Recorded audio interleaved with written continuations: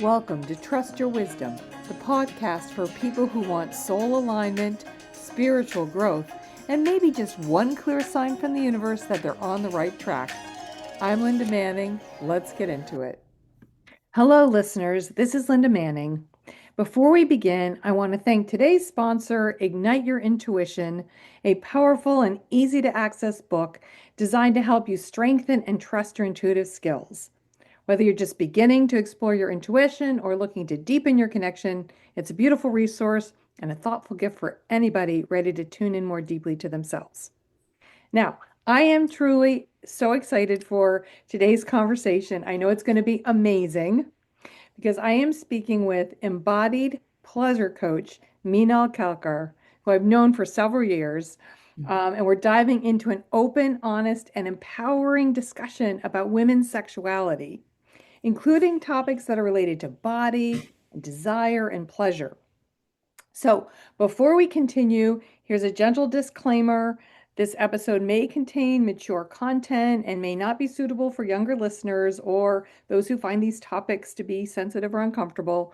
So please make sure you're in a private space, and if you feel open to engaging in candid conversation about bodies, women's bodies or partnership bodies and sexuality. So if that sounds aligned and exciting to you, it definitely does to me, then this is going to be a powerful, eye-opening conversation.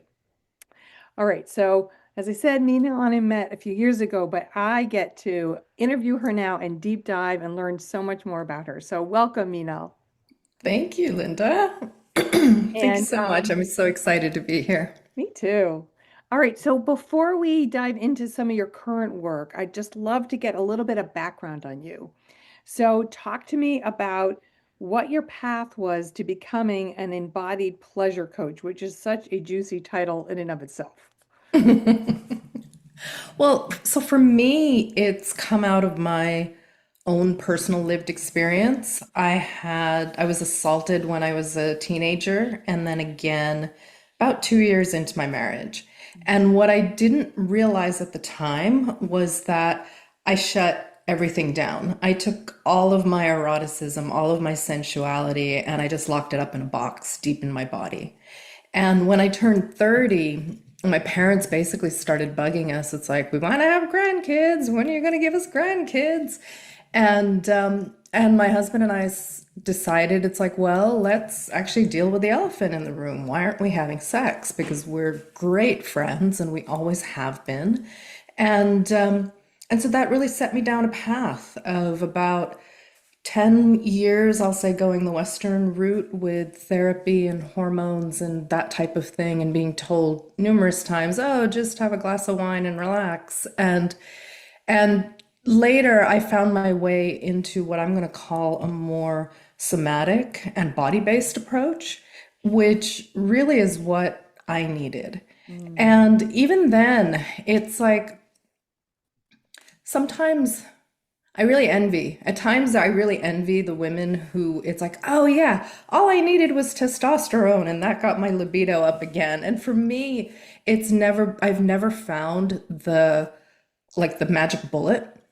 And so what it's done is that once you eliminate the obvious, then you really have to start looking at the other things that are not so obvious. And so that's the area that my life and my body have led me, as well as my husband, is into the not so obvious. And it feels like that's really where, for me, that's where the juice lies. But then also, I think for many women, that's where the answer also lies. So I'm almost hearing, and I know we'll get to it, but I hear hope in what you're saying because, obviously we know like trauma, especially trauma to the body, Yeah. can be carried in the body, but even other traumas that aren't to the body can also be carried in the body, Right. right?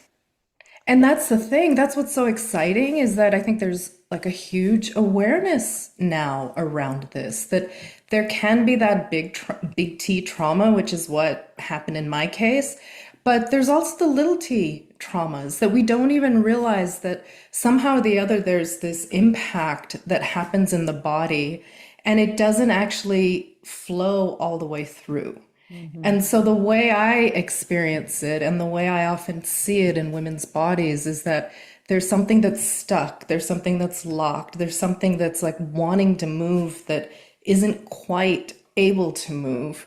And once we're able to like unlock that, there's like a fluid, I'm gonna say like a fluidness that comes back into her body and like a vitality. It's like this glow that comes from the inside that to me is really exciting. And as you're talking about it, even just expressing it, it feels like as we charge up or flow more, release trauma, flow more with our bodies, it affects all parts of our life. Yeah. And so we Yeah. get to kind of step more fully into all parts of our life. Exactly. Exactly.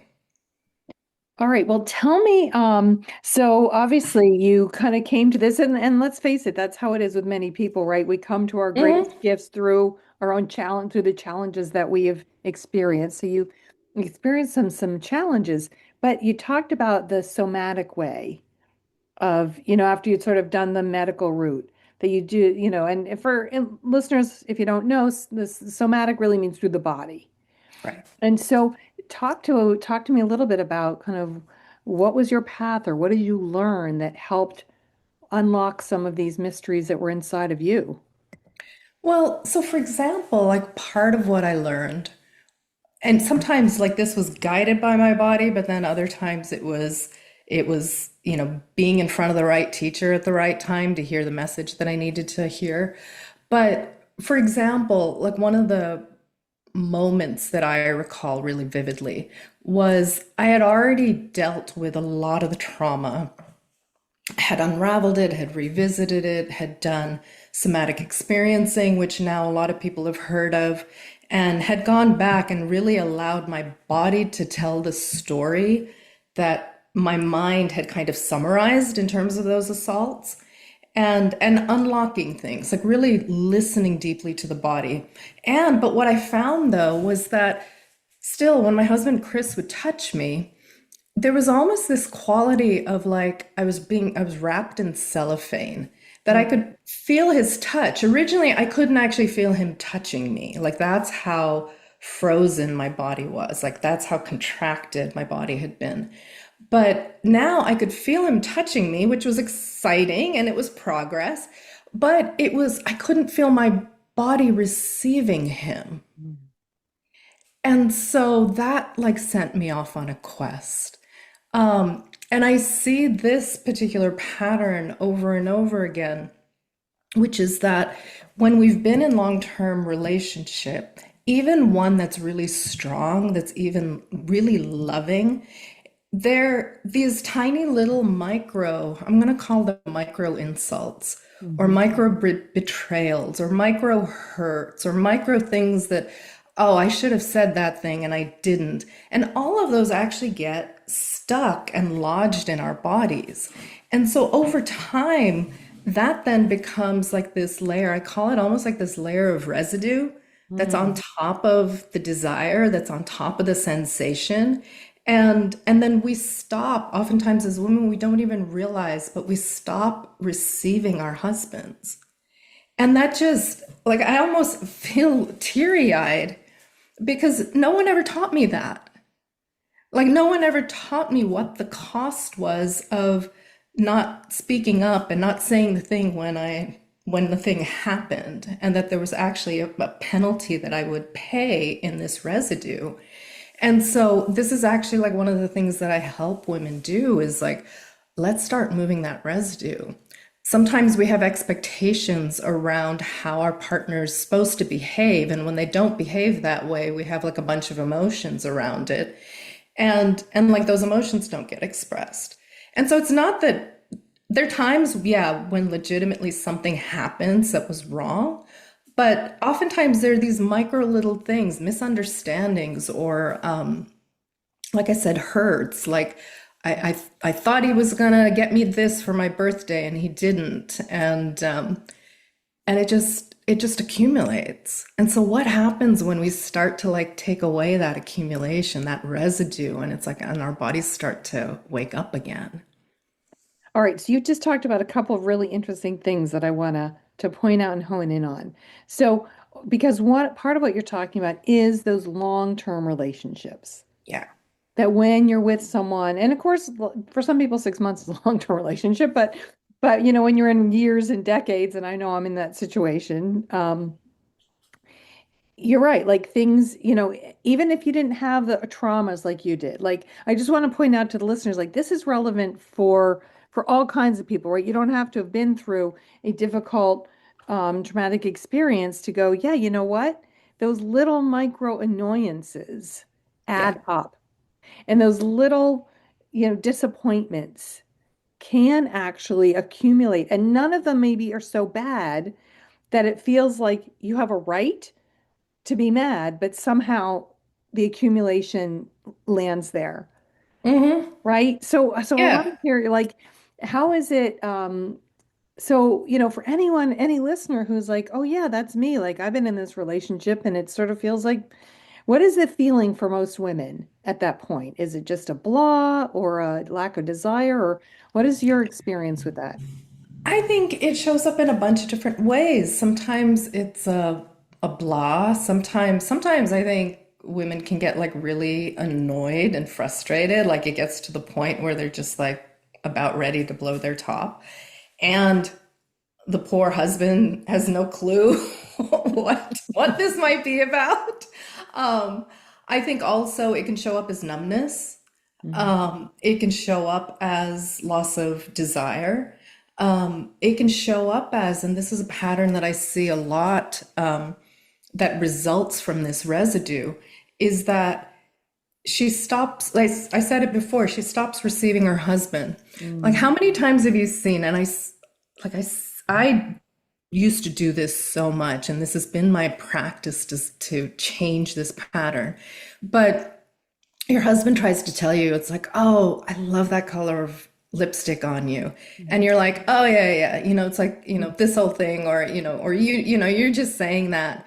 But there's a way in which it's like, he's trying to actually like compliment Right. us Reach out or gift you and with reach out. something. Yeah, I mean, like that's like he's offering us like a little piece of love, or like he's actually risking himself to say it's like, oh, you know hey babes, it's like you look beautiful today, and we're like, oh yeah, like we brush it off. And it's like, but then yet there's this expectation. It's like, well, he should continue doing that. Well, how many times do I have to brush him off before he stops doing it? Right. Right. Right? And we don't even see that. We don't even know that because it's so common and we haven't been taught how to do it differently. Well, I think part of that too is like the blame game, right? Yeah, Like the reason that I don't respond is because of how you are, right. instead of, what's going on inside of me that I'm not receiving that. So what do you Yeah. do like in a, because I know you work with people, right? You work with women and I think you work with couples. I Are you work mostly working right with now. women? I'm kind of, yeah, I was working with couples for a while, and now I'm with my I got my pleasure coaching certification with Mama Gena a Mhm. year ago. And there is something about her tools that really get to the heart of a woman's turn on, that I figure, if I can focus on the woman, there's a way in which the man, when he's really receptive, and he might need a little help in it, but it's like once he starts to wake up and realize like, oh, like she wants me, like it's a good thing when she's this turned on. Yeah, it just kind of things fall into place is what I notice. So Okay, great. So you're mostly working now with women and women in relationships, women in what's your yeah, women, so focus? women in long-term relationship where the love is strong and the sex is gone, and Mm, they're terrified that this is now how life is just going to be.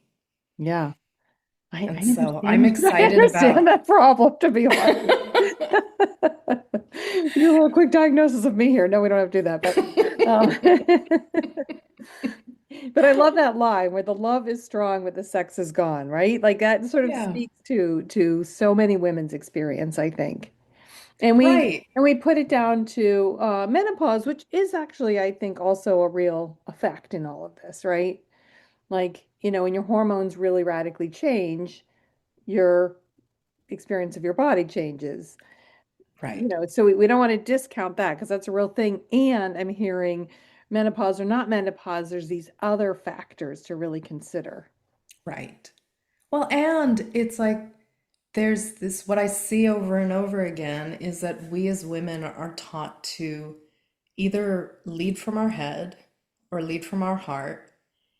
And we forget about the lower part of our body. Like there's a whole wisdom center, which I happen to call pussy because in deference in honor of my mentor, one of my many mentors.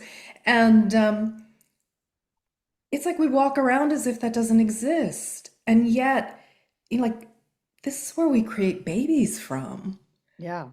This is like a center of pleasure. This is a wisdom center.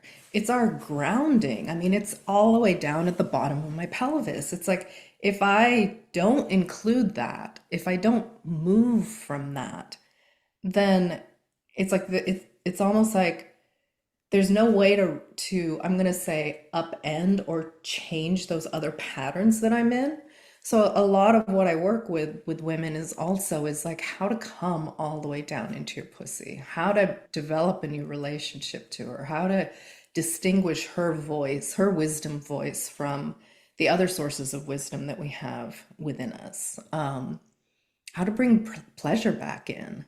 Well, this podcast is called Trust Your Wisdom. So let's talk about the pussy wisdom, All right? 'Cause right. we talk about all different kinds, spirit wisdom and all kinds of things. So what's your, how do women, if women are like, wow, this is really intriguing, how do I get in touch with that wisdom? What does that wisdom even sound like? What do you tell them?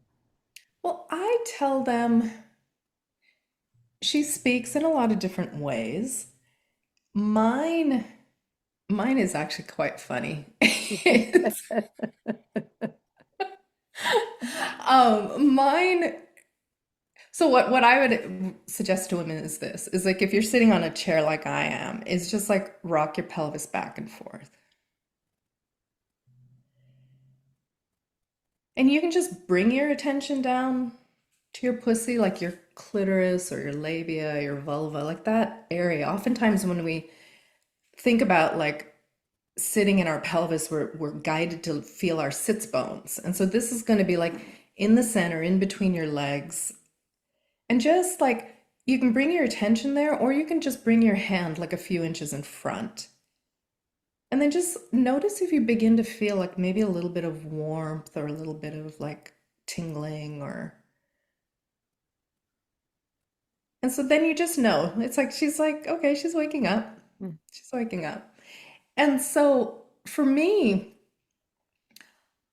I had to start with, I kept hearing about pussy voice, and I'm like, how, I have a really strong mind, and my mind questions everything.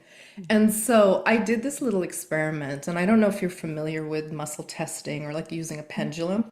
Yeah. So I was using a pendulum, and I would ask, and someone who knew, a friend of mine who knew NLP told me this. She said, when you point your eyes upward, it's because you're accessing knowledge from your brain. If you point your eyes downward, then you're actually accessing your body. And so what I would do with the pendulum is I would look upwards and I would ask, am I connected to my head? And it would say yes. Hmm. And then I would look down and I'd say, am I connected to my pussy? After I had done that little wake up. Hmm. And then I'd wait until I got a yes. And then I would ask, and I would actually notice what is the difference between the answer I'm getting from my head versus the answer that I'm getting from my pussy. And what I found, getting back to your question about pussy voice, is my pussy's a little outrageous and she's a little daring, a little more so than my mind likes to think that I am. And so for a long time, and I apologize because I'm going to say a swear word, but for a long time, I knew it was her voice because my mind would be like, you want us to do what? What the fuck do you want us to do? And it took me a while to figure out that it's like as soon as I heard that response from my head, I'm like, okay, I need to go do that thing because there's and it was always this. leap of faith because it made no rational sense. That's why I was getting this response from my head.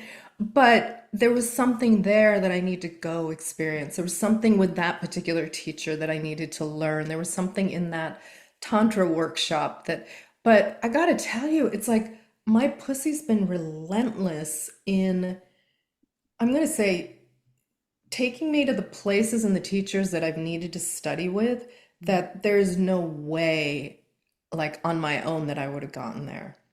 It's like she was like the stand for me waking up, both in terms of my belief systems, in terms of my, yeah, my aliveness, like deepening that connection with her. And it's taken me on this really wild journey. Hmm. So it sounds like, when you trust in that wisdom down there and you follow that, it's like worlds open up to you that wouldn't open up just from your head. Yeah, yeah, that's what I find. And what I find as well is that because so many women, and myself included, like I would call myself an overgiver, and I'd always Mm. lose myself in the equation. Like I'd Mm. give so much that I was depleted. Yeah. And once I started including my pussy voice, because her voice is much more grounded, it was still a loving voice, but she's like, wait, think of yourself, like include yourself, like don't keep leaving yourself out of the mix. And so what I find is that her voice in many ways is more caring because she's not going to ask me to kill myself Yeah. for anyone else. Well, it sounds like there's a lot of self-caring. There's caring for others, but there's a lot of Hmm. self-caring that's going with that too, that maybe was missing from your head. And I think a lot of women Right. are brought up to be caregivers, and Exactly. that we don't always include ourselves in that package. And so like having that voice remind you over and over, like, no, you count too. No, you count too. And like think about like how challenging a message that is for someone who's used to defining herself by all the things that she does for everyone else. Yeah. It's like it means that she has to start saying no. It Yeah. means that she has to start like tending to her energy as if she herself has value and worth, which she does, clearly she does, but sometimes like our actions don't I'm going to say aren't quite aligned with that because if I keep giving of myself until I'm completely depleted, then there's a way in which it's like I've left myself out is kind of how I describe it. But also, I think if we define our value through what we contribute to others, Yeah, then I mean, I believe that self-care is contributing to others, right? Like if you fill your own bucket, then you actually have more to give. So, but it isn't always framed that way, or we don't always think about it that way. We might think about it as like, no, I have to give until, until I'm right, drained, instead of like, right, self-care is really part of the value. Like I value myself, and that makes me a better giver to the universe. exactly. So I'm just curious to know how some of this has impacted your marriage. So you were studying with Mama Gena, you were becoming a pleasure coach and, an embodied an embodied pleasure coach. So tell me what has changed in your marriage? Well, what's changed in our marriage is that after such a long time where Chris had to like when a body's in a state of freeze.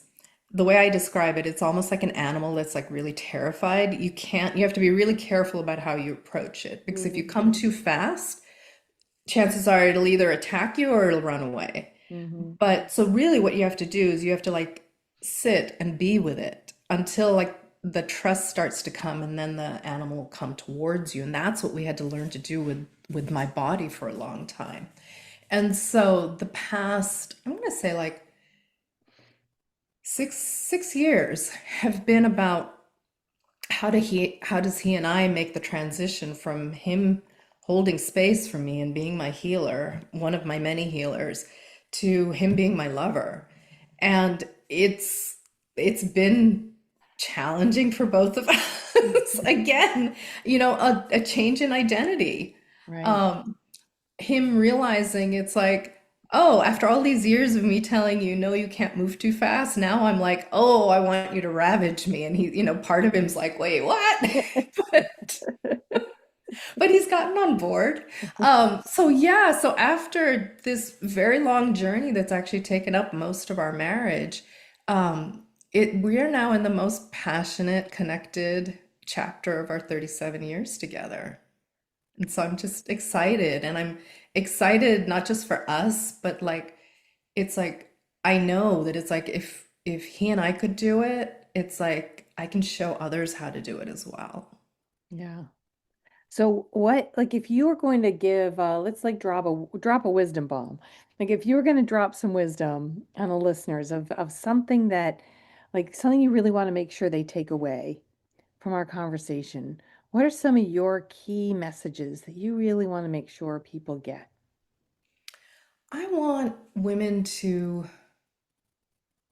I really want women to know that their body is actually their partner, Mm, and your body is doing the best that she can at any given time.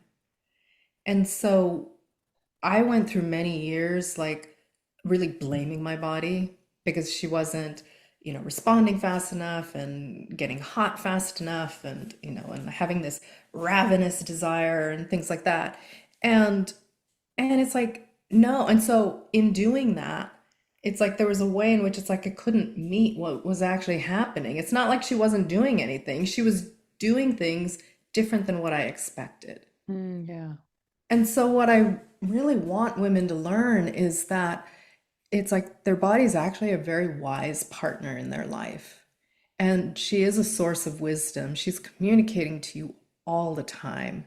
And it's a matter of like learning how to understand that and then take action on it, but then also learning to trust her again. Yeah. Because I think there's a broken trust piece that we go through when we've had yeah, when she's just not doing things the way we want her to do it.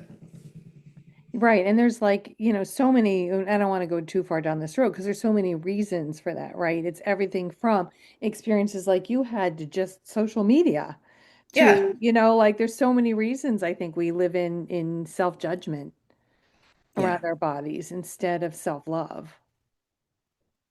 Yeah. So that power of self-love. I want to go back to something we were talking about earlier because you were talking about those like micro um, annoyances, we'll call them, or Hmm. whatever, that build up and kind of can can can create a barrier, I think, between you and your partner. If somebody's having that experience, what is one thing that you might suggest that they do to try and get rid of some of that probably often long standing Long standing. right? It's the 20th time they forgot to give me flowers that Right. really put me over the edge. Right.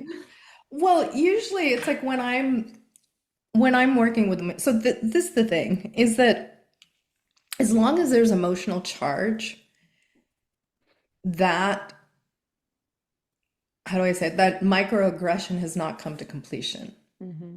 So if you know that you're complaining about it, then it's like you're still holding it in your body. And the fact that you're running emotion around it means that it's still there and it's like it's running. It's Yeah. actually there. And so oftentimes what I'll have people do, so I have different tools that I'll use, but it's like one thing that I like doing is I'll set a timer for 2 minutes.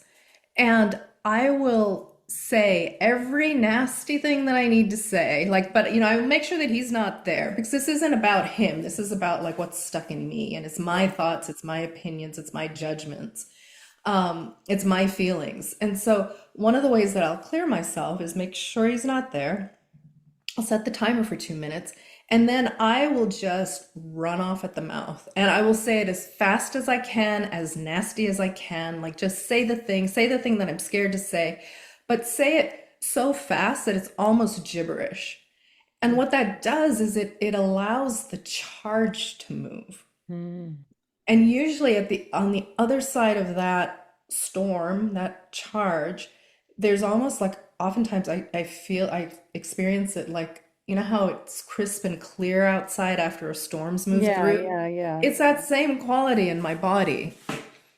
And then I answers will come to me and insights will come to me that I didn't even have before. It's sort of there's a term I've heard, name it to tame it. Like Hmm. you have to name it first, right? You can't just like it doesn't just go away on its own. It has to have the space to be named. But once it's Right. been named, then that opens up the possibility for shifting your understanding of it, asking some different questions of yourself. Like there's so many places we can go, but until we give ourselves permission to name it, it's just stuck. It's stuck. Yeah, and I want to actually adjust that slightly because I know in a lot of Buddhist teachings, which I've studied, had was studying for a while, there's a way in which they'll talk about like witnessing and naming something. Hmm. And this is slightly different because there's a distance that's happening in that witness space. And so here I'm actually wanting to go into it and name it. Name it as if like I'm literally like just like Embodied, and that embodied naming, experiencing it. exactly. Yeah. Exactly. Because what I'm really trying to do is I'm trying to it's almost like the words get to a place where the words don't matter. What I'm really trying to do is it's a somatic practice of moving the emotional charge. Mm. And that actually is one of the things that will start clearing that residue. That sounds great. Sounds powerful. So Meenal, if somebody feels like, okay, that's great for you, but I might need some support around this. Like, I don't know how to do that myself. Do you take clients? Like, how could they reach you? So the best way to reach me is so I do take clients. I do one-on-one coaching. I am in the process of creating a group program. Um, I honestly, what brings me alive is doing groups because there's a way in which a few things happen. One is that the women learn from each other, Yep. but together we create this field where it's like as one woman makes a breakthrough, it's like literally she opens the door for everyone else to follow. And then it honestly, and then it's not about me because I really believe each of us has this power in ourselves. We just haven't been taught about it. And so ideally I'm moving towards a place where I want to run groups. And in the meantime, the best way for them to reach me is at my website, and it's meenalkelkar.com. And I'll put that in But the show notes. Just, you'll put it in the if show you notes. didn't catch that, it'll be in the show notes, everybody. In case Yeah, and everyone so can't spell Meenal Kelkar. right, I was just gonna say, yeah. And so I have a free guide, and it's a quiz. I've always wanted to create a quiz, and it's called "What's Really Blocking You Now?" Oh, that's And so exciting. it's a way to assess, like, what is my patterning? Am I tend to like lead with my head, lead with my heart, and so it's and then you'll be on my mailing list, and so you'll find out more about when I'm offering things. Okay, so we're going to put a link to that quiz in the show notes. So if you are curious to learn more, learn about what's blocking you, what a great opportunity. So look in the show notes for that quiz.